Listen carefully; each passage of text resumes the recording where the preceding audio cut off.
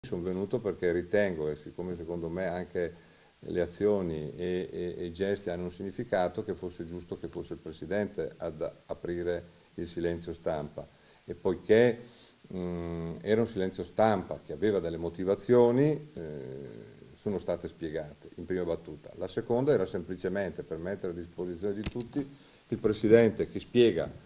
a chi ha bisogno di avere qualsiasi delucidazione in argomento in ordine alla società,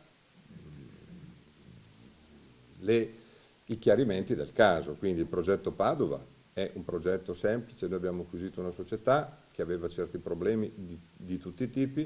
e il progetto è quello di ristrutturare la società per fare calcio in un certo modo, moderno, fare un calcio che badi oltre che al risultato, al fatto che la società viaggi su determinati binari,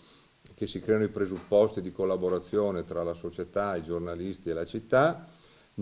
Sappiamo che non è che nessuno arriva, che è un fenomeno alla bacchetta magica, quindi abbiamo dichiarato un approccio umile e non presuntuoso, senza fare proclami e senza dire che ovviamente avremmo fatto, brigato e spaccato tutto in 4 pezzi.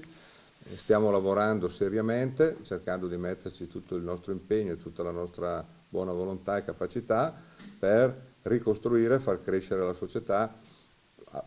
con l'obiettivo di portarla a dei risultati in un tempo ragionevole. Negli aspetti contrattuali dell'accesso della società non ho intenzione di entrare perché sono anche, tra le altre cose, riservati e contrattualmente sottoposti a patto di riservatezza, quindi questi aspetti sono fatti nostri